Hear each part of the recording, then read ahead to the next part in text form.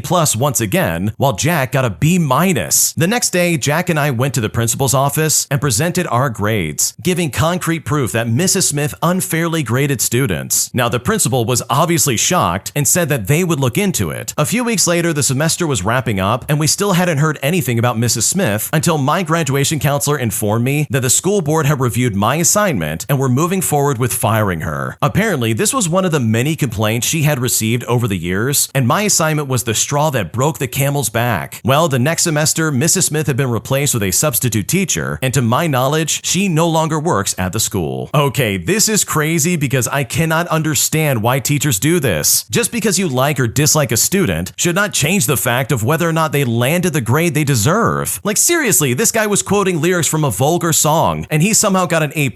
Meanwhile, Jack is probably pulling his hair out trying to figure out like, wait, what am I doing wrong? How am I not getting an A? Like, are you kidding me right now? So seriously, I love the way you got this teacher fired, because if anybody deserved that, it absolutely was her. If you like Am I the Jerk, you're probably going to love Am I the Genius. Check it out, link down below in the description. Also, go to amithejerk.com/submit if you would like to submit your own stories. My parents, after having disowned me for several years, have now reached out to me explaining that my mother has cancer, and after dealing with their awful treatment towards me for so many years, I'm hesitant to step back into their lives as I'm afraid that they're going to try and control mine all over again. Here's what happened. My parents disowned me last year, and it's now been a little over a year, and unfortunately, this isn't the first time. They also disowned me 2 years ago for a few months. They came back to talk to me, and at first, it seemed like things were smoothed over, but of course, they absolutely weren't. Now, a bit about my parents. My father mistreated my mother for most of my life. She was always in his shadow, and we lived in fear, but that was considered okay because we had enough money, we went on vacations, and had everything material that we needed. Besides being physically mistreated, I wasn't fully aware of how deep the psychological scars were until I met my long-term boyfriend. Being with him helped me realize just how problematic my parents' behavior towards me was. Daily control, constant belittling, treating me like I was 12 when I was actually 20 years old. For the first time, I started standing up for myself and behaving like an adult. At first, things were fine between them and my boyfriend, but that changed over time. My boyfriend and I went through rough patches, arguments, and even breakups, but we worked through them together. The first big issue arose when my boyfriend moved in with me in the city where we lived. This didn't align with my father's standards, meaning that we didn't ask for his permission in person at his house, even though we did call him. My boyfriend took over paying rent so that my parents wouldn't have any control over me, as I was still a student at the time. Later, we decided to leave the city and move to a more rural area where my boyfriend inherited a house that needed some work. We wanted to fix it up and make it our home, and that's when my parents disowned me again. Eventually, they came back, and after a lot of back and forth, we reconciled. But after some time, they started another cycle of manipulation and mistreatment, insulting where I lived, mocking me, saying I'd be stuck taking care of livestock, and I would become a dumb country girl, all despite my education. They called me worthless, said my boyfriend had me under his control, and that he probably had me me on some kind of substance, and the list just goes on and on. During this, my boyfriend and I had a huge argument, and I decided to leave the house. There was a lot of yelling, but no violence. Well, my parents came to get me, and I moved back in with them, and they were overjoyed. Everything was fine for a while until my boyfriend reached out to my father, trying to explain that he was the one who suggested I leave because our living conditions were not ideal. We had no heating, no bathroom, etc., but my father refused to listen and got even angrier, saying my boyfriend had no right to call him. My boyfriend then called me and I went to see him. I wanted to bring him home so that we could all talk properly, but my father said my boyfriend could only kiss his feet before getting kicked out. He told me I had two choices: walk out the door and never return, or stay and block my boyfriend completely. So I panicked, had a breakdown, and blocked my boyfriend, who had been waiting outside for me. For a month, we had no contact. I moved in with my sister in a bigger town near where my boyfriend lived. One day, he came to her place just to hand me a letter and see me one last time, and that's when I unblocked him and we started talking occasionally. After a while, I realized I wanted to try again with him, but when I told my parents, they said they would disown me again. They claimed that he would hit me, throw me out like a dog, and that I would end up homeless. And then they started cursing me out, but I just stayed silent. Then I realized, wait a second, why do they think they can forbid a 23-year-old woman from seeing or reconciling with her partner? It was insane. Meanwhile, they either treated me like a princess or a servant. One moment they would say, you don't have to cook, you've cooked enough. And then they would say, well, why don't you cook? You're just sitting around. If I did end up cooking, they would say, oh, what, just for one meal? And if I cooked more, they would say, that's nothing. My sister started spying on me and gave me a cleaning schedule, and my parents showed up unannounced twice a week. That's when I fully realized how sick our relationship was, how it wasn't normal for someone to control a grown woman's life. What if I wanted to move or change jobs? Would they think they had the right to decide for me? Just like my whole childhood, where I lived in their shadow, afraid to even breathe differently for fear of their reaction. So I told them I was getting back together with him. Their response was to say, you'll only enter this house again in a coffin or in a stretcher. They then called me an addict, they said I'm mentally ill, and cursed everything that they ever gave me, and told me that their doors were closed forever, even if my boyfriend hurt me or threw me out on the street. But I just simply said okay. Within days, I moved out completely, and it was then that they told everybody not to talk to me. They bothered my grandparents, checked their phones, monitored their messages, and yelled at them. My aunts eventually reached out, and when I saw my mother at a family wedding, I nodded at her, but she ignored me completely. My sister also cut off contact because I told her I wouldn't call her just to avoid being bothered, but that I'd always answer if she called me. And the one time that she called me, I missed her call and she never called again. My grandparents secretly came to see me, but later my father found out because he has people in the village watching me. But with all that in mind, this is where the twist comes into play. My mother has cancer. She had her uterus removed and she's now recovering. My grandparents are pushing for us to reconcile, and they accidentally gave her my new phone number. My parents are also now claiming they have no issue with my boyfriend anymore. I understand why my grandparents want peace, but I can't erase everything that they said to me, or the year I spent completely alone. During this time, my boyfriend and I have struggled with rising costs and inflation, but we made our choice and that's fine. But still, every time I think of my parents, I feel nothing but anger. A few days ago, my mother messaged me. She said to me, I think enough time has passed and it would be nice to meet and talk. I've been at home resting, so why not? If you feel the same, let me know. I replied by saying, I heard what happened and I hope you recover soon. If you want to talk, we can, but I don't see where that conversation would lead. Time alone will not erase everything that was said to me without a good reason. She responded by saying, it wasn't right on either side. If you want to talk, let me know. And that response infuriated me. I haven't replied in 10 days. I never insulted them or responded to any of their words, but they trashed my name and disrespected me entirely. Now, I thought that was the end of it, but today she messaged me again, asking to meet in a nearby town. My boyfriend says I should go since it can't get any worse, and I am considering it just to put an end to their constant calls and messages and to hear what they have to say. But the idea makes me deeply uncomfortable and very anxious. I avoid conflict and I don't know how to handle it. I'm afraid they'll manipulate me again and I will end up back in the same cycle. So what do you think? I know this is a lot and you don't have the full picture, but please help me gain some kind of perspective. Everyone around me just says do what you think is right, or just ask me if I could live with never seeing them again if something happened to them. But I don't even know how to deal with what's happening now, let alone any hypothetical future situation. I feel lost and overwhelmed. It seems so unfair that everyone expects me to make the effort, to visit, to talk, to lower my pride, when in the end, I was the only one who was hurt by them. Because right now, I really don't know what to do. Honestly, I think considering the circumstances, I can only speak to what I would do, and I know in my situation, I would not be very open to talking to them. especially after the way they treated you. Like seriously, these people have been trying to control your life from the very beginning, and they go through these same phases where they're like, oh yeah, you're doing fine, and then suddenly when you do something that they don't explicitly like, they turn around and act like this is the end of the world. Like they literally disowned you twice already. Who's to say they wouldn't do that a third time the second you step back into their life? So for me, I would weigh things out and be like, okay, is it worth it in the end to talk to these people, or am I just gonna be happier by avoiding them and moving on? Because as far as I'm concerned, the way they're talking to you and the way they've treated you in the past is something that you absolutely need to be aware of. Because in my opinion, it seems like this cycle is starting all over again, and you very easily could be walking right back into their grasp. Am I the jerk for leaning on a nearby wall after being denied use of gym equipment by a woman doing supersets? Because after I asked her if I could work in, she said that I couldn't and that I couldn't be in her space in a public gym. And I'm honestly so annoyed by this interaction that I just don't know what to do. Here's what happened. Okay, so my apartment building has a small exercise area, including a cable crossover machine, an adjustable bench, some dumbbells, some treadmills, and a small side room for yoga or other bodyweight or kettlebell exercises. The gym was empty this morning, except for one woman doing row exercises on the cable crossover machine, and I noticed that she had placed her phone next to the bench with a couple of dumbbells. For context, I'm a fairly tall guy, and she's kind of short, and I specify this because it seems like that plays into the dynamic from her perspective. So I ask her, can I use that bench? But she responds by saying, no, I'm doing supersets. Now I was a bit taken aback. There is room for 2, maybe 3 people in the resistance and weight training area, and she was using every piece of equipment. Not sure what to do, I lean on a nearby wall and I start looking at my phone. Now I'm a bit upset, and I look up every so often to see when she'll be gone. She then takes out her earphones and says something to the effect of, are you just going to stand there? And then we get into a big argument. I say something to the effect of, what else am I supposed to do? You won't let me work in. She then says to me, I don't want you in my space, go do something else. But I replied by saying, oh, so I can't do pull-ups on the cable crossover while you're using the bench? She then says back to me, no, I don't want you in my space. But I replied by saying, well, that's just bad etiquette. It then continues like this for a bit, and I accuse her of being rude, but she accuses me of using my male privilege. Eventually, she finishes her set and then she leaves. In every single gym I've worked out at, it would be considered rude to bogart multiple pieces of equipment while others have to wait. I lived abroad for years before this, but is this still the case in the United States gym culture? Am I the jerk for leaning on a nearby wall and just waiting, rather than going and stretching or running on the treadmill? Because right now, I seriously don't know what to do. Okay, I can confidently say that the lady in this story is super entitled and very rude. Seriously, you can't just take up a bunch of space and be like, no, I don't want you near me, back off. Like, this is not a private gym. This is a place that anybody in the apartment building can go to and work out. So for her to be like, no, you can't be over here, that's not allowed, while also making a big fuss over you standing there and just waiting for this idiot to be done, like, that is so weird and honestly so toxic. So no, you didn't do anything wrong, and in my opinion, you were completely in the right for standing there and waiting for this idiot to stop. My girlfriend has been secretly visiting my awful parents who mistreated me my entire childhood. And after I found out about this, I honestly felt like my whole world crumbled down, as I am now reconsidering my entire relationship, leaving me in a spot where I seriously don't know what to do. Here's what happened. To start things out, I did not have an easy time growing up. My childhood was so messed up that I sort of just put it all in a mental box, and I left it at that. Needless to say, I left my parents as soon as I could, and then went no contact and haven't seen them ever since then. There are several reasons I went no contact, and my girlfriend seemed understanding enough when I told her that I didn't even want to tell my parents about their grandson. I don't want my son around these people, I don't want my girlfriend around these people, and above all, I would never leave any child alone around these people. My girlfriend doesn't know about what exactly my father did to me and my sister, but I also feel like she doesn't have to know in order to respect my wishes. Well, yesterday, my sister texted me a picture of our parents' dog, and in the background were my son's shoes. Our mother uploaded it on Facebook, where I have them blocked, and while my sister recognized the shoes, she was mainly concerned about them even having a kid over there. My girlfriend and I both work. She only works part-time, but we always have someone to watch our child, either my sister or my girlfriend's family. So it's not like she had to bring him there to have someone watch him, meaning that this was a deliberate decision that she should have made with me. I talked to my son about it, and it turns out he's been there several times unsupervised alone with my father. Apparently nothing happened, but I was understandably angry and confronted my girlfriend as soon as she got back home, which of course led to a huge fight. She left crying and went to her parents' house, and later her mother came to pick up my son, which I refused, which then led to another fight with her mom as well. My girlfriend then texted me, asking to talk later today, and I know I can't keep my son from her, and I definitely don't want to, but I do not want to go into our conversation unprepared, so honestly, any advice is welcome. I also feel betrayed and still very angry, and I'm honestly ready to break up over this, but my son is very upset and anxious because he heard our fight, and right now I'm just completely at a loss and I don't know how to handle this situation. Before we go any further, the original poster has an update to their situation. Here's what they had to say. First of all, I want to thank you all for the comments and the input. I didn't feel like I could even think when I made my initial post, so it was good getting some different perspectives. Now, I did write that my girlfriend and I would talk that same day that I posted, but we didn't because I needed to sort myself out, and I think she did too. She's been avoiding me ever since and requested we talk at her parents' place, but I didn't want that, so we didn't get to talk until yesterday while my son was at my sister's. Apparently in September last year, my mother reached out to my girlfriend on Facebook asking how me and my son were doing. My mother is a very intelligent woman, but also highly manipulative. She convinced my girlfriend to visit them because my father is ill. My girlfriend said that she didn't tell me because she knew I would say no, and she wanted to see what kind of people my parents were. She brought our son but didn't leave him alone at first, but their visits got fairly regular, and she became comfortable with leaving him with my parents. Now he seemed fine, and he even seemed to like it there, so she didn't feel like he was in any kind of danger. The first time she left my son fully alone was when she went Christmas shopping. I think from what I had told her about my childhood home, she expected a house of nightmares, but according to her, the place was clean and fixed up. The dog was healthy and my parents were nice. The thing is that she knew something happened to my sister. I never told her what happened to me, which I now see I probably should have, but she doesn't see terrible people like them everywhere like I do. And when my son didn't report anything negative, she saw no issue taking him and leaving him there again. So it's pretty clear to me that she doesn't know anything about being mistreated as a kid, or even what to look out for. I don't understand how she could think that she'd be able to spot any of the signs with this little knowledge. My father has been in contact with children most of my life, and while I don't know if he's done anything to them, my sister always said that he knew how to make children feel at ease. Both of my parents are very methodical and calculating, so I don't blame her for believing them, but I blame her for not discussing this with me. She went to visit them after talking to my mother for a few days, and meanwhile, I've lived there for 17 years, and somehow she thought that she knew better than me. Even when I told her some details about my childhood, she still tried to push for supervised visits, saying my father was ill, and my son had every right to meet his grandparents, which I don't agree with at all. The thought of children being around these people makes me sick, but she seems reluctant to agree to officially limit their visitation rights. I would need her agreement, however, unless I want a court case of some kind. I also tried to explain why this felt like such a betrayal, because this is not just about putting my son in danger, it's also about her going behind my back for months. I mean, what else would she be capable of? Then she told my son to keep the visits a secret, which is exactly what people who mistreat kids would say. Now, she did apologize, saying that she made an honest mistake and feels like I'm blowing this out of proportion and that her parents think so too. Besides, our son is fine, and I shouldn't have raised my voice at her mother and should be more grateful for what her parents have done for me and us over the years, which by the way I am. I do owe them, sure, but that doesn't mean that they can overrule my parenting decisions or get so involved. I feel like neither her nor her parents trust me or take me seriously, and it's so frustrating when the mother of your son is pretty much actively working against you. I don't think she can even grasp how terrified I was when I talked to my son about their visits. Again, I know it's my fault for not telling her everything, but I never thought she would do something like that. My past never really affected me much anyways. I never felt like there was ever a reason for her to know all the details. Honestly, I don't know if anything is resolved. I know why she made the choices she made, but I don't think she understands why I was and still am upset. She left after bringing up her mother because I got angry, and I know I shouldn't have, but I revealed something so big and I just don't get taken seriously. I want us to work, and she agreed that it would take a lot of work to get back to before all of this, which I'm not sure is even possible. I apparently deeply upset her, and I scared our son, and I angered her family, and part of that is true. I never wanted to fight in front of my son. I think for me emotionally, all feelings for her vanished the moment I found out, so that's kind of where I'm at right now. I wish we could make it work for his sake, but I don't want him to grow up with dysfunctional parents or with his parents fighting every day. So if this doesn't work out, I will need to get a lawyer. I'm willing to to put in the work needed for us to stay together, but I've been doing a lot of thinking. We were so young when we started dating and had our son, and I'm not sure if I ever thought about us staying together forever. I only stayed because I was living with them, and then I stayed because I didn't want to be an awful teenage dad, abandoning my son and the girl that I loved, because I really did love her, I think. Also, I am partially responsible for her being pregnant in the first place. As for my son, I have talked a lot to him these past few days, and I've taught him about boundaries and what's okay and what isn't, so I just hope it's true that nothing happened. He has also apparently not seen anything inappropriate. Our fight did get to him though, and he knows I was sad and knows his mom is too, and I hope him and I talked it out enough, and that my girlfriend gets to talk about this with him too. We might just sit down with him or something, but honestly, I need to figure this out because right now I don't know what to do. Wow, this is a big one. Like seriously, this is really messed up, and I absolutely side with the original poster. Like seriously, what was the girlfriend thinking? She had no right to bring these people back into the original poster's life, especially when he said, hey, we've gone no contact and I don't want to deal with them for like some really bad reasons. Like if I had a significant other who said that, I would be like, hey, I hear you loud and clear, don't even worry about it. I will never contact them, we will have a happy life without those people involved. Because my God, this is so messed up. So honestly, I think you're going about this in the best way you possibly could, because I know for a fact if I was in your shoes, I would be very pissed off. And hopefully for the sake of your son, all of this works out in his favor, because he does not deserve to be stuck in the middle of all of this. My entitled brother throws an absolute temper tantrum after he didn't get a job interview that my sister did end up getting, claiming that she's only going to get hired because she's a woman and that the job she was applying for is clearly sexist. And I was honestly so blown away by what he said that I decided to speak up and put him in his place. Here's what happened. To start things out, this happened a couple of years ago, but no matter what, I cannot get over how entitled my brother acted. For a bit of context, my brother and older sister both applied to one of the only jobs hiring near where we lived. The job was for a cashier position, which my sister had several years experience in customer service, while my brother only worked 1 year at a factory in his life. And he quit that job because he didn't get a raise, claiming it was unfair when staff who worked there for 5 years got raises. But anyways, one day we were out shopping when my sister got a call from the job they both applied for. And it's here that we find out they wanted her in for an interview. When hearing that, my brother basically threw a fit. He told my sister that it's unfair that you got an interview and I didn't, when I put in an application a week before you did, and even called to check up on it. I reminded him that our sister has experience while he doesn't, but then he just repeated, well, I put in an application first. I should be first, not her. Then I told him that that's not how interviews work. They wait for the ones with experience so they don't have to do much training. He then got even more upset and claimed that the store is sexist and she's only getting hired because she's a woman, which honestly made me so irritated. He was acting like a child, and our dad was actually trying to back him up, telling my sister to put in a good word for your brother. Well, my sister told our dad that there's no way she can do that because even if she gets hired, it would be wrong to immediately convince them to hire our brother. While this conversation was going on, my brother kept going on and on about how the owner is male, so he must be sexist and only want females, since currently the only staff there are women. So in order to get in, he needed our sister to tell them to hire him too during her interview. At this point, I noticed my sister getting upset throughout everything, and at first she was so excited to get the interview and was hoping everyone would be happy for her, but instead they acted like she was wrong for getting the interview instead of our brother. I told my dad and brother that that was enough, and that she got the interview because she has several years of experience under her belt, while our brother had none, and that it had nothing to do with her gender, and that no, she was not going to mention our brother during her interview or after getting hired, because if they didn't contact him, clearly he didn't cut it and they just need to stop. After that, everyone went silent, but to this day, I'm honestly still annoyed by the way they treated my sister. Oh my gosh, talk about sexist. If there's anybody who's being sexist right now, it's your brother and your dad for defending him. Like seriously, what is going on right now? She didn't get that job just because she's a woman. She got that job because she's more qualified. Like, I don't know about you, but I would rather hire someone with 5 years of experience instead of somebody with no experience and only one job on their resume that they worked for 1 year. Like seriously, what's going on right now? This is so weird. Why would you make that kind of claim just because you didn't get what you want? That is not a good look, and especially towards a family member. So yeah, I think your brother was being a complete moron, and the way he acted honestly was completely unacceptable. If you like Am I the Jerk, you're probably going to love Am I the Genius. Check it out, link down below in the description. Also, go to amithejerk.com/submit if you would like to submit your own stories. I've decided to go no contact with my narcissistic parents and my brother who's considered the golden child, all because they have taken advantage of me for far too long. But now I'm worried that things might fall apart as I'm constantly on edge with what might happen in the future, because right now I'm honestly not sure what to do. Here's what happened. Okay, so I have finally reached my breaking point with my family, and I'm planning to go no contact very soon. I just need to get this off my chest and see if anyone has ever been in a similar situation. I grew up in a family where my younger brother was always the golden child, while I was the scapegoat, the one expected to sacrifice everything, take on responsibilities beyond my years, and never complain. My parents have been financially dependent on me for years, and despite giving and giving, it's still never enough. My brother, who turns 18 this year, still has another year of high school left. I recently told my family that once he finishes, I can no longer support them. My spouse and I are planning for a second child via IVF, which is financially and emotionally draining, and I simply cannot keep providing for two families. I'm already exhausted raising my first child, and I refuse to set myself on fire to keep them warm any longer. Well, of course, my father exploded when I told this to him. He outright said he expects me to support them until their passing, and my brother until he finishes university. Mind you, we never had this agreement. This has just been an unspoken expectation placed on me because as the scapegoat, my needs and boundaries don't matter. My brother, on the other hand, gets to sit back and be coddled with zero expectations placed on him. Earlier this year, I became eligible for US citizenship, and I had suggested a solution. I could bring all three of them to the US while my brother was still under 21, making it easier for them to immigrate legally. If they moved, they could help with childcare and meal prep, which would have benefited everyone. But no, my father, who has been brainwashed by fake news, thinks that California is a nightmare and refuses to let my brother move. And because my father always gets the final say, my brother's future has basically been decided for him. He's not particularly bright or hardworking, and I genuinely don't see him thriving in a white-collar job. But of course, in my father's delusional world, trade school is beneath him. To add to the dysfunction, my father is in his late 70s. He has been retired since his 50s and had an almost mini stroke a few years ago. He's physically unable to work, yet he still clings to this outdated patriarchal control, expecting me to provide for him indefinitely. My mother, who is still in her 50s, is essentially his captive, forced into the role of his caretaker and my brother's enabler rather than being able to help me with childcare as she had promised years ago. Now, what's the real kicker to all of this? If my brother doesn't move now, a sibling visa after 21 takes 15 plus years to get. I have no interest in sponsoring him by then because I have my own family to take care of. But it's not like my parents think that far ahead. They just assume I'll always be there no matter how much I protest. At this point, I'm mentally and emotionally done. The moment my brother finishes his last high school exam, I'm cutting contact. It's sad because I know my father is going to regret his decision, and my brother, being the golden child, is completely unprepared for the real world. But that is no longer my problem. Has anyone dealt with narcissistic parents who favored a golden child while using you as their personal ATM and caretaker? How did you handle going no contact? I feel guilty, but also like a huge weight is about to be lifted. What should I do? Honestly, I completely understand why you want to cut contact with these people. They literally have been taking advantage of you for years. And I thought this was something that might have happened like in your late teenage years or something like that, but I'm stunned to find out that no, you literally have a family of your own and they're still acting like you're supposed to take care of everybody. And it's like, wait a second, this is not fair at all. How are you somehow responsible for their life and all of their finances? And the fact that they don't see this as a golden opportunity to get a visa while also working towards US citizenship, like that is crazy to me, and I just can't believe they're being this stubborn. So hopefully this all goes well in some kind of way, because the way your family's treating you, in my opinion, is completely uncalled for. My parents are in financial trouble again, and they're asking me for more money even though I've given them so much already. And I'm honestly so frustrated that I seriously don't know what to do. Here's what happened. Okay, to start things out, we had a comfortable lifestyle growing up. We were solidly upper middle class, and I never thought I would be in this position. For reference, my dad recently went all in on a business that ended up being a scam. The scam is not his fault, but what I can't wrap my head around is why he invested all of their liquid savings into this. He is barely able to stay afloat right now, so he's asking me and my brother to help the family get by. Not only is he nearing retirement age, but he also has one more kid to raise. He remarried later in life, and I have one half-sister who is still in middle school. She has learning disabilities, so she goes to a specialized school. There is a cheaper school for her learning disabilities in another city, but my dad can't move his business, so the family would live apart if they did that. My stepmother has been a stay-at-home mom for all of their marriage, and she's now looking for a job, but it's been tough. They're also planning to sell their nice house and downsize. This will finally give them some cash, but they're still strapped until the house sells. Now, he already asked me for money a few years ago when we were in the depths of COVID and his business was suffering. I recently learned from my stepmother that while that was true in the beginning, he also kept spending money on poorly executed business ideas that failed. I gave him close to $25,000 aggregated over those years. Now at that time, I gave without any kind of hesitation. He was my dad, an astute businessman that I looked up to all of my life, and I had no doubt that he was good for it, but I still haven't seen a cent of that money back, and also feel like I was scammed by my own father. My brother and I split $15,000 recently so that my sister could finish out the rest of her school year. At this point, I know I should assume I will never see any of that money back. Because of that, I don't feel comfortable giving away any more. My brother is trying to convince me to split tuition fees with him again for the next school year so the family can stay together instead of moving her to another school in another city. But I said no. I feel so torn, pressured, selfish, and resentful. Honestly, just so many emotions going through me. No one is pressuring me, but I'm from a culture where family is very important, and I feel a sense of obligation even though I don't want to. I want to help my family, especially my sister who is innocent in all of this. At the same time, I don't want to keep enabling my dad and his poor business decisions. My brother wasn't involved with the first request for money, so I feel like he doesn't know what I went through over the last few years. I make 6 figures and I have no debt, and I've been saving and investing since my first job, so I do have the means and my family knows it, which makes this even harder. But I'm not a millionaire, and I would start to feel financially insecure if I kept giving more. This has also affected me psychologically. Even though I've been financially independent from my dad ever since college, it was always nice to have a financial safety net in the background. We've never had to worry about money, and now the safety net is gone, and it has completely messed up my psyche a lot. Most people I grew up with have had their parents help them with their down payments or even their weddings, but I now know that will not be in my future. I worry about my sister's future, and I know that's a very privileged thing to say. People had to go through the Great Recession, and most people in this country will never find financial security, but it's something that I'm still personally trying to come around to. I don't know how to navigate this, and I worry how my relationship with my dad and my brother will change going forward, and with my sister once she's older. What should I do? Honestly, it seems like this is a big ask from people that you thought you could rely on. And sure, you could keep giving them money, but it's like, okay, this honestly has got to stop. Because truly, where's the breaking point with all of this? So honestly, I don't blame you for not wanting to help out with this financial issue again, because it seems like these people always have something going on, and eventually they need to stand up on their own 2 feet and figure it out themselves. My old best friend reached out to me, and I am now unsure of how to respond, especially when I consider that she stabbed me in the back at my previous job. Here's what happened. Okay, so long story short, this girl and I had been friends since we were maybe 8 or 9 years old. There was a brief time in high school where we weren't really friends, just because we had different groups, and she liked to go out to party, whereas I didn't. But then we ended up working at the same job, and we got really close again. So close to the point where I was in her wedding party. About 7 months ago, we were talking about how our jobs just made us miserable, and I was a manager of a business and she was an assistant manager. Our boss drove us up a wall. We couldn't stand being in the same room as her because she was constantly belittling us. She was critiquing our personal lives, as well as making snide comments towards us. If we were working on something near her, she would quite literally stand over our shoulder and breathe down our neck. I mean, it was very frustrating. Our boss made comments about our weight. She would do something nice and then throw it back in our face, and she'd come in sick and then we'd all get sick, and would then claim that it wasn't her, and then be annoyed that we couldn't work. So my old friend was telling me how after December she was gone. She couldn't stand working here anymore, and she was cutting back her hours after the busy season before leaving. She had another job lined up and everything. And you know what? I didn't blame her at all. Towards the end of it, the both of us were just playing dumb games on our computer, or just straight up doing personal stuff. For me, because I went back to school, I would occasionally do schoolwork, which my boss gave me the okay for, by the way, since I was still working full time. Not to mention that it was hard to find time outside of work for all of my schoolwork. Now, I will admit, we shouldn't have been slacking off, and that was in for both of us. We would still do our job, but when it was finished and there wasn't much else to do, we would talk or just relax. Well, one day I called out of work, and my old friend was so mad about this because it was starting to get a lot busier. I had explained to her what happened and that I was throwing up from anxiety and didn't sleep at all, and I was literally going on 30 hours of no sleep, but she couldn't care less. I told her if it got so busy where our other coworkers couldn't handle it, to please let me know, but she never did. I also wasn't in the day after either due to a wedding, and I'd taken that day off months prior. Well, suddenly I get to work and my old friend is ignoring me, barely looking me in the eye, and I tried to talk to her, but she just would not budge. Then I got really sick with strep throat. I left let everyone at work know and they were pissed off. They didn't believe me even though I had proof from the doctor and antibiotics to show that I had strep. And even though I was dying, my boss called me saying how busy it was and that she couldn't do it without me. And for the next 3 days, I went into work during the busiest time to help out. And honestly, I didn't even get a single thank you even though I felt so crappy. My old friend at this point was straight up ignoring me or giving me one-word answers to everything. Unfortunately, the strep wasn't getting better and I started to get a huge pain in my ribs that I had to go to like 3 different doctors for, meaning that I had to take more time off of work. Now, I realized the timing was the worst since it was our busiest time, but I explained everything to my boss and again, had proof from my doctor about everything. But then my boss sits me down and tells me how if I didn't want to cut back my hours and step down, then basically she would be letting me go. According to her, I called out of work to really spend time with my boyfriend, who is my now ex, and everything I told my old friend in confidence about what I didn't like about the job, she had told my boss, which are things that only she knew about. So now my old friend basically has my job. It's several months later and she is still there, and she's now best friends with my boss and all of the coworkers that she used to complain about. And my old coworker who quit confirmed that everything my boss had told me and talked to me about was my old friend whispering in her ear. Well, this friend finally messaged me back in November and she said the following: "Hey, I just wanted to text and see if you were okay. I know we haven't talked and I couldn't tell if you were mad at me or something, but I don't want you to think that I stabbed you in the back or took your job or anything like that. We'll probably be working together next week, or at least sometime soon since another person quit, and I just don't want it to be awkward or awful if you are actually mad at me." And then she messaged me this today. She said, "I feel like I know your answer based on the last time I reached out to you, but just in case if you ever want to talk things out or whatever, I'm obviously open to it. But you know what? I have not responded to either message. So here's my question. Is it even worth clearing the air? I feel very betrayed. Last I talked to her, she said, 'I understand if you hate me,' which to me is saying that she knew what she did was wrong. I will admit towards the end, with how unhappy I wasn't the most happy person in the world. I did my job and tried to mind my own business and that's it. But she felt exactly the same as me and we agreed on everything about our job. So seriously, should I even bother reaching out to this friend? Because at this point, I honestly don't know what to do." Okay, in my opinion, I would not waste my time. There's no way on earth I would ever trust someone like this, especially after they stabbed me in the back like that. Because let's not forget, this best friend literally stabbed you in the back. That's exactly what she did and she's even admitting it. So for you to go back to her would just not make any sense to me. So no, I don't think you should reach out, and honestly, I think you're better off without her in your life, because she clearly was never your friend to begin with. Am I the jerk for leaving my chronically late friend to find his own way home after he is consistently never on time to anything we plan? Here's what happened. I'm a 24-year-old male, and I have a friend from church who's 34 who had someone total his car last August. I have been helping him with getting around as much as I can ever since then, and never once asked for gas money or anything like that. He has a problem with time management and is always late for just about everything. But me, on the other hand, is someone who is never late. There have been many instances where, due to his poor time management, he has made me late to many functions and gatherings. I truly despise people who are always late. A few times here and there is fine, but late for everything is just unacceptable in my book. Nevertheless, I look past it because he is a friend who is in need. He also rents a car every now and again to make trips out of town. I usually take him to pick up the rental car and take him back home when he returns it. Last night, he wanted me to take him home after he returned the rental, and I agreed. He tells me to meet him at this mall near my place, which we would then convoy to the rental dealer and return the car, and it would take him home afterwards. He tells me to meet him at the mall at 10 o'clock p.m., but because the mall is close by and I know he's always late, I stay home until I get a call from him at 11 o'clock p.m., which is literally 1 hour later, telling me that he is at the mall. So I drive to the mall, I'm parked where he said to meet him, and I still don't see him. So I call his phone twice and I text him 3 times, and I still get no response. I then wait 5 minutes with no response still, and then I decide to go home. As soon as I get in my house, I get a call from him asking where I'm at and that he left his phone in the rental and he went to go buy something in the mall. I then tell him that I just went home. He doesn't argue or anything like that, and he just says thanks for coming by and trying to help him out. And you know what? I did not go back to help him. I left him to find his own way home. I've given him rides countless times before, but this time I was just fed up of him never respecting my time and then not answering my calls when I've left my home at 11 o'clock p.m. to help him out. I am not turning back on this decision. I'm standing on that, but I do feel kind of bad for just ditching him like that. So seriously, am I the jerk in this situation? Because right now now I'm honestly not sure what to do. No, I don't think you're the jerk at all. I think your friend is being super rude by always being late, especially being an hour late to your pickup time? Like, that is unacceptable, and I don't blame you for being annoyed. So hopefully in the future he finds a new way to get a ride or figure out his car situation, because I definitely think he's taking advantage of your kindness. My mom complains the entire time we're on vacation, making my life a living nightmare and thus proving that I will never go on vacation with her ever again. Here's what happens. Okay, to start things out, I'm a 22-year-old female and I came on vacation with my parents. And it's important to note that we've done everything my mom wants the way she wants it done. Literally everything has got to go her way or she'll throw a tantrum. And you know what? I was okay with that until today. We had a long bus ride at about 5 hours to get to the hotel that we were staying at, and by the end of it, we were all tired. But when my mom gets tired, she begins with this awful childlike behavior. First thing in the morning, she complains because we use backpacks instead of a suitcase, which, by the way, that was her idea. Then we had to take a boat to get to the island, and on the way to the boat, she was carrying a bag and started whining that it was too heavy, even though there was only a towel and a bottle of water inside of it. I offered to carry the bag for her, but still she just ignored me and kept complaining. Then she swore that a guy took her seat while we were on the waiting room for the boat, even though there's no designated seats, and complained for like an hour about how she didn't want to ride the same boat as him. We finally arrived to the island at 5:00 p.m. and the sun had finally gone down and we hadn't had anything to eat. We get to the hotel and sit down and finally eat something, and my mom doesn't even read the menu and just decides that she doesn't like it and instead just wants to go to a place that's like 20 minutes away. My dad and I are so tired and we convince her to stay, and thank God she accepted. But obviously she whined the entire time that we ate. The meat wasn't made the way that she likes it. The potatoes are cut too big. The juice is too sweet, etc. Then she decides that actually she doesn't like the hotel at all and looks for pictures of it on Google, and now she's angry because our room doesn't have the same type of floor as in the pictures. She wants to complain to the manager and demand another room. Well, by then I just lost it and I told her, "Aren't you tired of complaining all day? We're just staying in this hotel for one night. Suck it up." Well, she didn't even answer me when I said that, and she said to my father, "I do not know what's up with her. Are you seeing this?" Now, my dad never says no to my mom, so he told her to do whatever she wanted. I'm honestly so tired of this. We are all tired, but that doesn't mean we can act like total idiots. So honestly, I'm never going on a long trip with them ever again. Maybe you think I'm too grown to be coming on trips with my parents, but I'm an only child, and they like spending time with me, and I like it too. Also, it's easier to split expenses when there's 3 of us, and usually I just ignore my mom's behavior, but this time it was way too much. Oh man, I would go absolutely insane if I had to deal with something like that. In my opinion, when you go on vacation, especially for a vacation that probably costs a lot of money, that means you gotta sit down and suck it up no matter what happens. Just roll with the punches even if things go wrong. Because seriously, this is so annoying. No one wants to go on vacation just to listen to your mom complain literally the entire time on the way to the hotel. So yeah, hopefully you never deal with that again, because your mom sounds incredibly obnoxious. An entitled bully at work constantly terrorizes everybody around her, making everyone's lives miserable, especially one girl who she claims stole her man. And after watching this bullying take place over months at a time, things finally hit a breaking point where this entitled coworker was put in her place in a way that she will never forget. Here's what happened. Okay, so my wife has an entitled coworker and acquaintance, and trust me, I use the term acquaintance as she does run in our friend circle, but we try to limit or avoid contact with her. For the sake of the story, we'll call her Carrie. Carrie is not her real name. Anyways, Carrie is known for bullying coworkers at work, saying that she can get people fired even though she can't, screaming at people, and at large, just general bad behavior. Her favorite thing to intimidate people with is to tell them to F around and find out, and this will be important later on. So Carrie had a friend with benefits, and this is nothing serious, it was just a guy that she would spend some quality time with and then kick out the door. Carrie is also notorious for collecting engagement rings. She would begin dating a guy to get a ring from them, get them to pay off some bill of hers, and then kick them to the curb. Again, I bring this up only as context for her character and to reinforce that this friends with benefit meant absolutely nothing to her, as she didn't even date him nor even try to get a ring from him. She used him and then kicked him to the curb. And this is right whenever someone with money showed her attention. She would also frequently talk garbage about this guy behind his back. So Carrie was on one of her short-term engagements to a guy that we will call Bill for the sake of the story. Now this was currently not someone she was seeing, as the new guy just bought her a $6,000 ring. And I'm serious, she really collected engagement rings like they were Pokemon, and paid $10,000 to get her roof fixed. So she was clearly happy with this guy and had no interest at all in Bill. Well, this is when a woman who we will call Mandy enters the picture. Mandy is another coworker of my wife and Carrie. I personally don't know her, but from what I've been told, she just got out of a 15-year marriage where she wasn't allowed to do anything and was very controlled. Carrie and Mandy are friends and drinking buddies. Carrie likes to drink a lot, and by that, I mean that she drinks all the time. But nevertheless, they were on good terms. So randomly, Mandy meets Bill. Mandy doesn't know Bill's history with Carrie, nor knows that he even knows her. And wouldn't you know it, they hit it off like really well. In fact, they're getting along so well that they actually begin dating, and it eventually blossoms into a great relationship, one that's actually built on respect and love. But unfortunately, as soon as Carrie finds out about this, she loses her mind in a way that honestly I've never seen before in my life. Now again, just to reiterate, she never dated Bill, and she never wanted to date Bill, and she never had any interest in him besides spending quality time with him, if you know what I mean. In fact, she's currently engaged to another guy, but Mandy apparently took her man, and she let the world know all about it. And this is where things really started to unravel. Carrie started by going to their boss daily and asking him, "Why does that stupid idiot still work there?" And she would also loudly exclaim this on the work floor for all to hear. Also, Carrie spent a whole hour yelling and screaming at her for something that Mandy didn't even do. Carrie would also frequently bother them both when they were out and about in town. She would loudly call her every single name under the sun, and it was just all the nasty things that you could say about somebody. And she would not only say these things in their proximity, but tell anyone that would listen, or even people who would not listen. So basically, anybody around her. She would yell about how she was wronged by Mandy and Bill, and what she thought about it, and that Mandy is effing around, so she's about to find out. Well, fast forward 2 months, and Mandy and Bill are still together and extremely happy. Carrie is, not surprisingly, no longer engaged to that guy, and also, not surprisingly, has already been engaged to another guy and married after a week. It was unfortunately the 2-year anniversary of the passing of a mutual friend of all parties involved, and Carrie is using this time to take the week off of work to drink. Now, this is an entirely different can of worms, where basically she isn't nearly as close to this person who passed as she claims to be. But anyways, once work is over, everyone else goes to the bar to have a drink to celebrate the departed life. So once again, after 2 full days of drinking, Carrie sees Mandy, and she begins to go in on her again about all this stuff that is honestly just so disgusting. Well, Mandy, having finally had enough, tries to attempt to talk to Carrie in an attempt to reconcile, but Carrie is having none of this, and keeps calling her names, and proceeds to tell her that Mandy is effing around and is going to find out, and actually ends up calling her one of the worst names you can possibly think of. Well, when this happened, I'm guessing something snapped, and it was here that Mandy straight up threw a beer bottle straight at her, hitting her in the face. Imagine the cop in The Big Lebowski throwing the coffee cup, because this literally knocked Carrie on her butt. There's a slight pause, and someone I don't know who pipes up finally says, "Well, it looks like you were the one to F around and find out." And Carrie, obviously being stunned, gets up and leaves. So the next day she showed up to work with a very obvious black eye. She isn't saying anything to Mandy, but instead she's going to everyone else complaining that she was the victim. But what she just doesn't understand is that everyone's been watching her bully this poor girl for the past few months. And hopefully this is a lesson learned where Carrie will no longer F around and find out what will happen if she pushes someone too far. Wow, this is uncalled for. Carrie sounds like a horrible person. Like seriously, she goes out of her way to mess with other guys just so she can collect engagement rings and somehow get them to pay for her bills. Not to mention that she's trying to have like, I don't know, some kind of weird connection with like a friends with benefit, and it's like, dude, what are you doing? You don't like Bill and you're not even interested in him. So the fact that she's trying to be like, wow, Mandy stole my man, she's obviously just trying to start drama for the sake of starting it. So good for Mandy for standing up for herself and literally knocking this chick on her butt, because in my opinion, Carrie's actions absolutely deserve to be punished. If you like Am I the Jerk, you're probably going to love Am I the Genius. Check it out, link down below in the description. Also, go to amithejerk.com/submit if you would like to submit your own stories. An entitled gas company refuses to find another technician to replace the one that called in sick. So I decided to get some petty revenge, reminding them of the law and thus forcing them to give me exactly what I want. Here's what happened. Okay, so I'm not sure if this counts as revenge, but I definitely think it was petty. I moved to a new place and I had to get the gas hooked up. So I scheduled an appointment with a gas company technician at 10 o'clock in the morning, while also paying the deposit. At 9:30, I'm at the gym near my house when I get a phone call that the technician is sick and can't make it. I say to them, well, can't you send somebody else? And the representative on the other end said, that's impossible. We have nobody else. I said to them, but you are literally canceling 30 minutes before my appointment. The representative then gives me an attitude. They say to me, haven't you ever been sick? These things happen. We have to reschedule. I then responded by saying I had to free my schedule for this meeting. I'm not mad that the technician is sick. I'm mad that you don't have a backup. The representative then said to me, then free up another day. Today will be impossible. Well, I Googled laws in my country about customer rights, and it turns out they owe me the equivalent of $200 for bailing on the meeting. So I called the call center back. I asked if they were sure that they couldn't send me somebody, and now the pissed off lady repeated that it was impossible. So I said to her, okay, so how would you like to send me the $200? The representative then sounded confused and said, come again? I then sent her the link to the law on the government website. The representative then said, we will send someone over as scheduled. Now this is where I got really petty. I said to her, are you sure? You said that your guy was sick and would not want to get him out of bed. The representative then said, sir, the technician will arrive at the scheduled time. I then said to him, well, it's just that you said it was impossible. I wouldn't want to break the laws of physics. But the representative repeated themselves again, saying that the technician will arrive at the scheduled time. So I responded by saying, I'm just astonished at how fixable it was when a few minutes ago you said it was impossible. And while the representative said the same thing again, I responded by saying, yes, but what changed? Other than you not wanting to pay out compensations? Because it would seem to me as a layman that maybe it's possible, but you just didn't feel like doing your job until you found out it would cost you money. I kept this up for another 10 minutes, and I went home in time to get my gas connected. Now I'm moving to an entirely different building 3 buildings down to switch gas companies simply out of spite, and so far it's going really well. I love this story because that representative changed their tune immediately. Once they realized the customer knew the laws and was like, oh wait, no, you can't do this. They suddenly switched it up and realized, oh wait, I have to do my job now. And it's like, my God, if you had just done your job in the first place, none of this would have gone wrong. So yes, this gas company is so stupid, and the fact that they wouldn't just figure this out immediately, in my opinion, is so uncalled for. An entitled Karen demands that I call the police, all because I was parking my car in a handicapped spot. But despite the fact that I was legally parking there, this entitled Karen was refusing to hear me out. Here's what happened. So today, I drove my mother to an appointment. We both qualify for handicap parking, and I do have handicap plates. I walk my mother into the office where she has an appointment, and there's almost no seating. So I tell her that I'll wait outside, since I don't need to be in the appointment with her. It's a really nice day, so I sit on a concrete retaining wall about 15 feet from my car and read on my phone. After about 20 minutes, I notice a woman about my age has pulled up behind my car and is just looking at it. After a couple of minutes, she spots me. She comes over and demands that I let her use my phone. I asked her why, and she said her phone wasn't working, and she wanted to report someone for illegally using a handicap spot. I asked her where that car was, since you could see the little wheelchair on my plate from where we were, and there was no other handicap spot in view. She then points at my car. I then asked what made it an illegal park job, and her response was to say that this is where she would always park. Well, I told her that was my car. It wasn't moving until my passenger came out, and it was legally parked. She then stomped off towards my car, so I just started recording her. Then, when she reared back to kick the car, I yelled out that she was on camera, and I had her plate number if she tried to damage my car. But then, right at that moment, she ran off, she got in her car and drove away. About 30 minutes later, a city cop came by, stopped, looked at my car, and then drove off. So I assumed she found a working phone somewhere and reported me for something that I wasn't doing wrong. Man, this is a classic case of people literally not minding their own business. Like, obviously, there's a handicap parking pass in your window, and the fact that this lady's trying to be like, well, I always park there, so if you're parking there, that must mean that this is illegal and you're not allowed to do that. It's like, dude, what are you talking about? That is so weird and annoying. So honestly, I don't blame you for recording her because that lady was clearly trying to like damage your car. And the fact that she probably called the cops anyways is just a huge waste of time for literally everybody involved. Am I the jerk for asking my friends to stop scheduling workplace events at the restaurant I work at? Because right now it's making everything awkward and I honestly don't know what to do. Here's what happened. Okay, so me and my friend, who we will call Camilla, work at the same place. We have been acquaintances for a long time, but only got closer when I got hired in the start of last year. She is essentially my boss's assistant. Besides working here, I took a part-time job in a restaurant where I work Friday nights, Saturdays, Sundays, and holidays. Well, my boss likes to host dinners for our whole office at least once a month, or when we finish a really big project. Usually, I can't make it, so I don't pay a lot of attention to discussions about it. But at the start of the year, I realized that the dinner for the opening of the year was going to take place at the restaurant I worked at. I talked with Camilla and she said she didn't realize, but also that it couldn't be changed since the reservations were already made. Now that dinner was awkward for me since my coworkers kept asking me to sit and eat with them, and they were kind of giving me weird looks, almost as if they pitied me in some kind of way, to be completely honest. They left a huge tip, which was kind of cool, but also a bit embarrassing. Afterwards, everyone started treating me differently, and my supervisor even pulled me aside to ask if everything was all right. They had good intentions, but it was genuinely annoying annoying for me, especially since I don't talk much about my personal life at work. The February dinner was set for the restaurant I worked at again. I asked Camilla about it, and she just said that the boss really liked the place and there was nothing that she could do. So I decided to trade with one of the workers in the restaurant that works in the back, just to try and avoid the awkwardness from before. I was not even 1 hour into my shift when the owner came in and informed me that I had to trade again because table 4, you know, the one with all of my coworkers, asked for me specifically. When I switched, Camilla made a joke about me hiding from them and everything was awkward all over again. After that, I sent a text message to Camilla asking if she would please stop scheduling the dinners here. Well, she said that she couldn't and we had a huge argument about it. I said that she was being a bad friend and she just said that I should quit one of the jobs if I was so embarrassed of people from one workplace meeting me at the other. She also called me poor, but she apologized for that. So honestly, am I the jerk here? I am obviously young, so I don't know if I'm being immature, but honestly, Camilla is upset with me, and at this point, I don't know what to do. Okay, in my opinion, I don't think you're the jerk, but I also think Camilla's doing this on purpose. Like seriously, this kind of seems targeted in my opinion, and I think she's absolutely doing this because she doesn't like you. Like Camilla is not your friend in the slightest. If she was your friend, she wouldn't be trying to I don't know, make you look bad. Like now you're getting treated differently at work. You literally are having people pull you aside and be like, is everything okay? When in reality, having a second job is not that unusual. But for some reason, these idiots are trying to be like, oh wow, you're on hard times. And they wouldn't even be thinking that if Camilla wasn't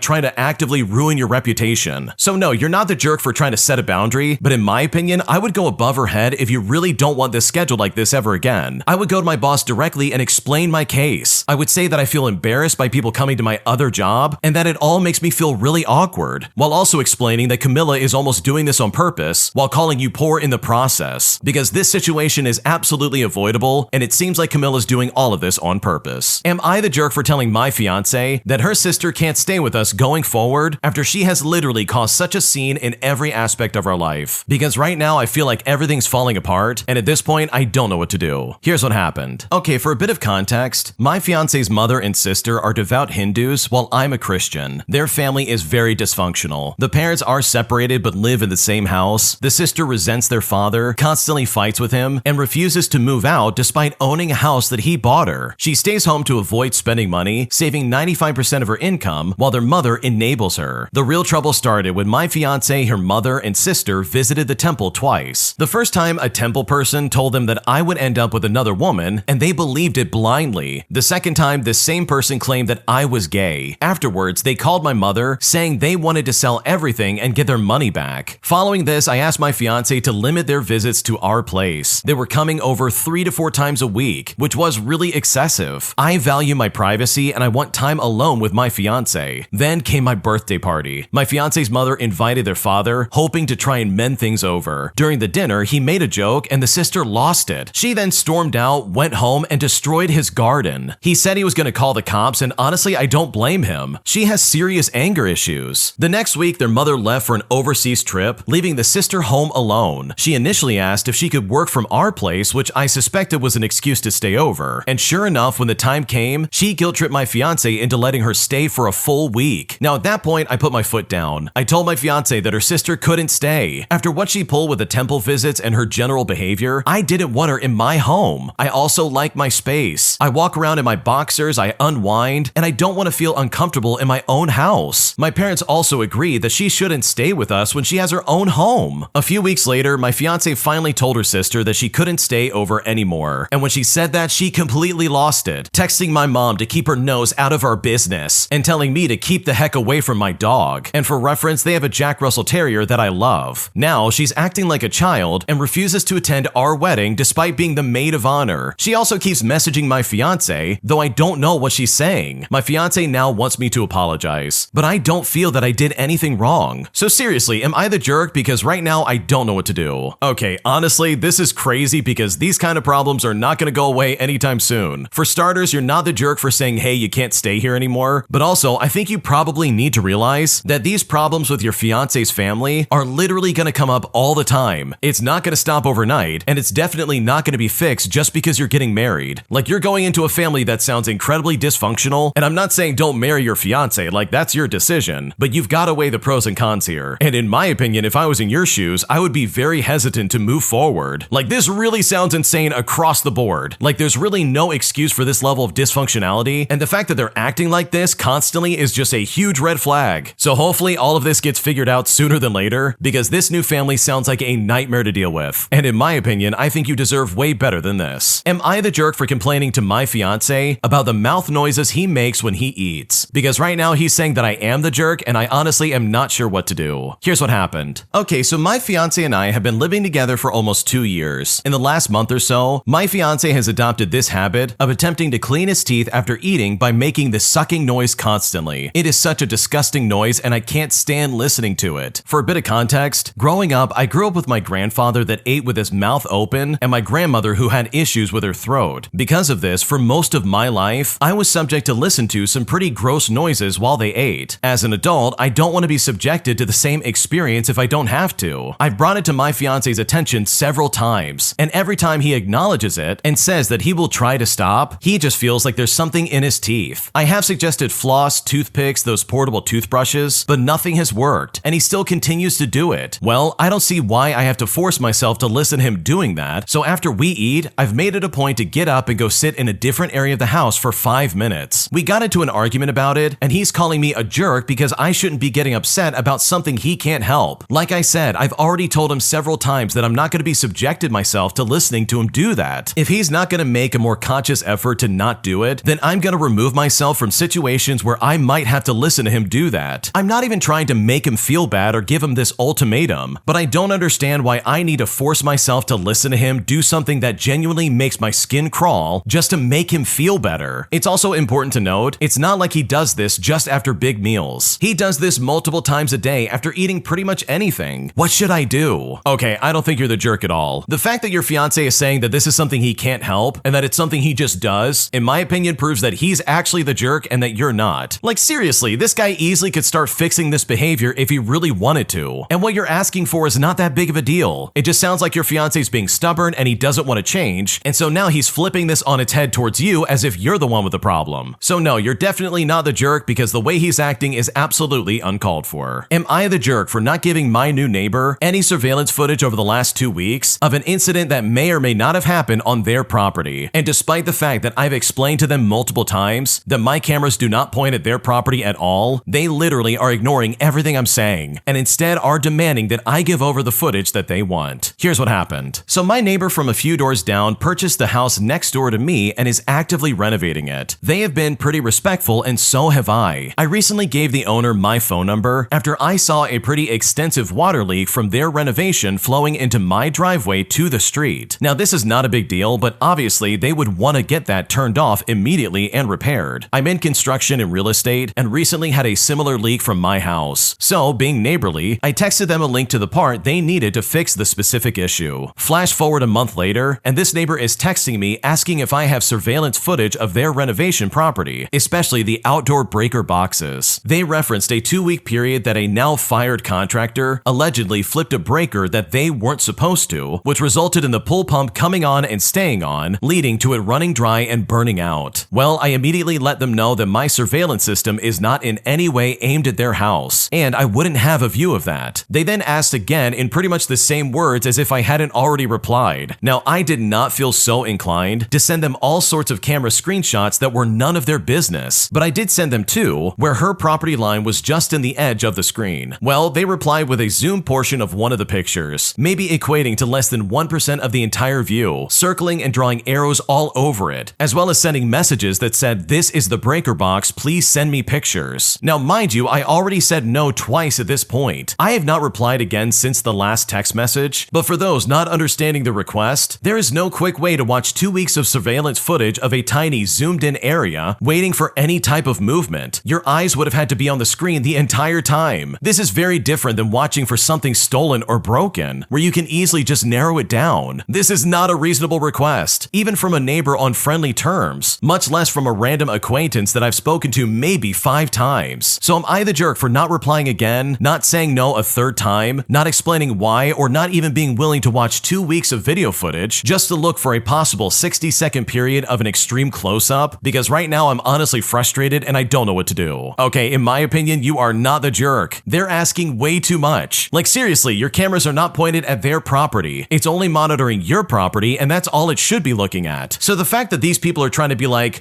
review 2 weeks of footage, please, and give it to us as soon as possible. It's like, no, I'm not doing that. That's weird. And if they really are that concerned about their property, then guess what? They can put up some kind of camera system and figure it out themselves. The fact that you're even being put on the spot like this is so obnoxious, because in my opinion, your neighbors are being super weird. And if they really want to protect that property, then they seriously need to be way more proactive. My entitled grandmother hijacks my brother's cancer diagnosis and somehow makes the entire situation all about herself, as she constantly pulls the attention away from him in a way that is truly toxic and unsupportive. Here's what happened. Okay, so recently my older brother developed a strange lump in his neck. This had been a month-long ordeal, so I'm going to start at the beginning. Upon receiving this news, my brother's first reaction was just to call my mother and father, allowing them to spread the news if they wanted to. My mom told her mom so they could send him food, clothing, money, etc. Well, my entitled grandma, who is the subject of this story, didn't become aware of this until about a week or so after the initial acknowledgement of the possibility of cancer. And this was mostly because she wasn't going to do anything but pester everybody. She then proceeded to call my brother and yell at him for not telling her first, and how he's so selfish for keeping this diagnosis from her, a nurse. Now, I find this so stupid because she's a CNA, and no insults to CNAs, I mean, you guys are wonderful. And my family is a family of nurses and doctors. I mean, even my brother is going to medical school himself. Not to mention that her being a nurse does not entitle her to know information about something going on with us. We did not want to tell extended family yet because we weren't sure if it was cancerous or something else. We didn't want to create unnecessary worry. Throughout the month, she had been calling and texting him nonstop, and when he didn't respond, she would blow up my phone and my other brother's phone. Now, I don't live with my brother, and admittedly, I don't have much contact with him, so I don't know why she called me 45 times within 2 days. I had to block the numbers so I could get through school without my phone constantly buzzing in my pocket. She finally stopped when my dad stepped in and forced her to stop. Now, at this point, we hadn't heard much from her at the time, but unfortunately, this is where things really go south, as my grandma goes crazy in a way that I honestly never expected. Anyway, so we had to go to where my dad lives so he could have it removed. Insurance problems were the reason we couldn't stay in town, and it was just supposed to be my dad, my mom, and me. And I was mostly there for my mom because I didn't want her to be alone. When we let family know, she decided to call my brother up and demanded that we go to Mayo Rochester for a second opinion. But the thing is, we didn't even have the first opinion. All we knew is that the lump has been taken out. It hasn't even been biopsied yet or even sent to pathology, and she kept insulting the hospital we were going to, and that Rochester was so much closer. But in fact, it's a lot farther. We were going to Bell End, and this made my dad angry because he works at the hospital, and also it's Bell End. My dad then calls her and tells her to shut up. Well, finally we got some silence, and we were hoping that that would be it, but of course it wasn't. The initial trip was going to be a 3.5-day trip. We would leave Tuesday night to the hospital and leave Friday afternoon. It was just going to be the 4 of us. However, in true fashion that only my grandmother can exude, she decided to butt into the situation once more. She announces on Facebook that she'll be going to her grandbaby surgery to be there for him and that they should pray for her and not him. We were also not aware she was coming until that announcement. A day before we had to leave, we sucked things up and tried to keep things nice and stress-free for my brother. When we arrived, it was smooth at first. The first night we got dinner and discussed plans for the next day. My brother had a CT at 9:15 and then a consult for surgery at 11:30. Afterwards, we were going to wander around the city and enjoy ourselves. The first part of our plans went well. We got up, got breakfast, and then went to the CT appointment. I was originally just going to meet my stepmother there, and we were going to go shopping and get some things for post-surgery. However, my entitled grandma met us at the hospital. At the first appointment, she began to demand to take my mom's spot in the appointment room, saying she had more of a right in that room because she knew more than my mom. And we're talking about my mom, you know, the mother of my brother. My brother then put his foot down before my mom could say anything in return to her, and that shut her up for a little bit. My grandma then pouted in the corner while my brother and my parents went into the appointment with him. The appointment took about an hour or so. My stepmom and I began getting ready to go shopping for a bit, catching up and deciding where to go. My grandma then steps in and demands us to stay or to invite her along, but we just deny, saying that we wanted it to just be us because I haven't seen my stepmom in a while. And then the conversation begins to change for the worse. She began to call me a disappointment for not thinking of my grandma and how I'm such an ungrateful brat. She said she would do anything to spend another moment with her grandmother and that you never know what's gonna happen. She may pass away all of a sudden. And then she started demanding why I didn't defend her and why I blocked her. Now, I'm gonna be honest. After years of mistreatment from this hag and the burnout of high school and the fact that it was 9 in the morning, I was not in a good mood. I replied in a short tone. I said to her, "If you pass away right now, I couldn't care care less. And then I turned on my heels with my stepmom and I went shopping. After the CT, we decided to go out as a family for a little bit and spend some time together until the next appointment. My grandmother then takes this opportunity to take control. She begins to direct us to places that she wants to go, places she thinks my brother would like, and she keeps asking my brother to buy her things. After all, this situation is just as hard on her as it is on my brother. I keep holding my tongue, simply guiding my brother away. My stepmom and I also double team my grandma whenever she starts pestering my brother over the smallest things, like why she wasn't allowed in the appointment. We separate them quickly and end the conversation from the beginning. Finally, it comes to the second appointment and we go. Instead of shopping, I decided to spend the appointment time doing schoolwork since I was missing a few days, not to mention that I was just so emotionally strained from trying to parent my grandmother. Well, eventually, my entitled grandmother started pestering me again, and this time she was a bit nicer, asking me about school and all this other stuff. I then began talking to her about my plans for my senior year and plans after college. She then began to try and tell me what I should do with my life, saying I should follow in my father's footsteps, I should become a respiratory therapist, or better yet, I should become a CNA like her. But I said no, and that I planned to either become a psychologist or a physical therapist, and that was final. Well, she pouts for a little bit and then starts telling me about classes I should take for my senior year, and that my senior year would be too hard for me. She says that sometimes I'm a bit slow and may not be able to handle calculus and physics at the same time, but I bit my tongue a bit and I just ignored her. But then she got angry at me for ignoring her. I honestly wish I had some witty things to say to her, but all I could muster was, well, this is why no one wants you around. And thankfully, that shut her up for just a little bit. Finally, lunchtime came around and we went out. And this was my brother's choice, of course. But my entitled grandma began to complain about the choice of restaurant and how Cancun was trashy and the food wasn't good. When we arrive, she then begins to try and tell us what to order. Now, we ignore her, of course. However, when she heard that I ordered enchiladas, she began on her wonderful tirade. She began to talk to me about how I should watch my cholesterol and my weight, and she then said, you know, a fat physical therapist is a bad physical therapist. After she said that, I stared her for a little bit before I simply moved seats, essentially leaving her alone at the end of the table. When the waiter comes over to get our orders, she then tries to change my order into a salad, saying that I don't need all of those carbs, but I'm in bulk right now and I want my carbs. My mom stepped in and simply told her to shut up. My entitled grandma was most likely going to protest, but my dad gave her the glare of doom and she finally shut up. She remained quiet and was pouting until it was time to go back to the hotels and get some sleep. My entitled grandma began to pester me again to stay with her at the hotel, but I wasn't going to. I didn't plan on it and I did not want my mom alone. So I set my foot down, saying I wasn't going anywhere with her. She then proceeded to grab my arm and tried to drag me away, saying that I was a brat and should listen to my elders. But I simply pulled my arms out and called her a complete hag that should learn when someone wants her to go away. After that, I went back to the hotel and I went to bed. The next day, we learned that she went home because apparently she knows that she's not wanted, which is honestly really doubtful. She also sent all of us a long string of text messages telling us how she was so disappointed in all of us for not respecting her and just being so mean. She apparently was so stressed out with the possibility of my brother having cancer, and she just wanted to spend this time with her family. But you know what? I just ignored her. The rest of the trip went well, and my brother's surgery went well. Luckily, it was benign, and now he has a wicked scar from surgery. And even to this day, I still have my entitled grandma blocked because she is truly one of the worst people that I've ever known. Man, imagine being so entitled that you go to someone else's cancer diagnosis and somehow make it about yourself. Like seriously, can she not read the room? Now is not the time to be selfish and be like, oh, it's all about me. How dare you not take everything I say as gospel? It's like, lady, you try to take the mom spot in the appointment room and you're trying to like dictate everything about this trip while also insulting everybody around you. Did you really think anybody would want anything to do with you after this? So truly good for you and the rest of your family for shutting this lady down because her behavior was absolutely out of line. If you like Am I the Jerk, you're probably going to love Am I the Genius. Check it out, link down below in the description. Also, go to amithejerk.com/submit if you would like to submit your own stories. My roommate has feelings for my boyfriend in a way that is truly trying to like ruin my relationship, and at this point, I don't know what to do. Here's what happened. I'm a 21-year-old college senior living with a few roommates, including someone who we will call Cherry. She's sweet but super socially awkward, and we mostly got along fine. That is, until my boyfriend entered the picture. We are long distance, so he visits every other weekend, and at first, Cherry barely acknowledged him. But then he carried her groceries one time, and then suddenly she was all in. It started off small. She would hang out with us in the living room, ask when he was visiting next, and even seemed more upset than me when he couldn't come over for 3 weeks. But then it escalated. She would interrupt our dates, force her way into our plans, and constantly ask him to fix things in her room. One time, I gave him a Nintendo Switch, and she insisted that we play it in the living room instead of my bedroom. Another time, we were cooking a romantic dinner, and she plopped down at the kitchen table to do homework. Now, the worst part about all of this is that she started showing up unannounced at places we mentioned going to. Valentine's Day, for example, was a disaster. She saw me dressed up, threw a dramatic fit about being dumped, and guilt-tripped us into consoling her instead of going out. Oh, and by the way, she's been asking me super personal questions about my relationship, like she's auditioning for a role in it. But here's the real kicker. I overheard her crying on the phone the other day, confessing her love for my boyfriend. She talked about taking photos of him, daydreaming about him, and how unfair it is that ugly girls get happy endings. She even went on a concerning rant about feeling depressed and hinting that she might be having some dark thoughts, if you know what I mean. I'm stuck living with her for 3 more months, and I'm worried her behavior will escalate. How do I shut this down without making things worse? What should I do? Oh man, I absolutely cannot imagine being in that scenario. Here you are just trying to live out your senior days of college, and now your roommate is suddenly jumping in and being like, oh, I love your boyfriend. Ugly girls get the better endings. This is so unfair. If I was in your shoes, I would be like, okay, my boyfriend is never coming over again, and we're gonna ride out these 3 months until I can find a new place to live. Because seriously, what is happening right now? Cherry's behavior is so uncalled for. She's clearly going through some hard times, and she's now latched onto your boyfriend because he showed any semblance of kindness towards her. And that is definitely not fair. That really is something that you do not deserve to deal with. So yeah, hopefully an information diet or even keeping your boyfriend away from her from now on will take this idea out of her head where she's like, oh yeah, maybe I have a chance with him. Because this situation really sucks and you don't deserve this in the slightest. Am I the jerk for taking a job that my friend was fired from? Because right now they are very pissed off at me, saying that I'm making a massive mistake. And at this point, I don't know what to do. Here's what happened. Okay, so I lost my job last month and applied for a manager position at a local coffee shop. It pays well, is super close to my house, which is essential since I don't drive, and it's a leadership role. So overall, a great opportunity for me. Well, the only issue is that my friend used to work there and was fired about a year ago. She told me not to take the job, saying it would destroy my mental health and that I would definitely get fired as well. But here's the thing. I used to work with this friend at another store where we met, and she was an awful employee. She had a bad attitude, she was rude to staff, she thought she was better than everyone, and she lacked basic skills. And this is also the 3rd job she's been fired from. Our friendship is honestly really toxic. I've tried to distance myself multiple times, but she love bombs me, and I'm an autistic people pleaser, so somehow I'm now the maid of honor at her upcoming wedding. But that's an entirely different thread altogether. I've been at this job for a week now, and I love it. The team is great, super supportive, and the location is ridiculously convenient. I'm someone who gets along with people and does my job efficiently, so I don't usually have work conflicts unlike my friend. At this point, she's now mad at me for taking the job and keeps saying that I made a mistake. So truly, am I the jerk for ignoring her warnings and taking the job anyways? Because right now, I'm not sure if I made a mistake. No, you didn't do anything wrong, and I don't think you're the jerk, because it just sounds like your friend is super salty because they got fired and you're somehow thriving even though it's only a weekend.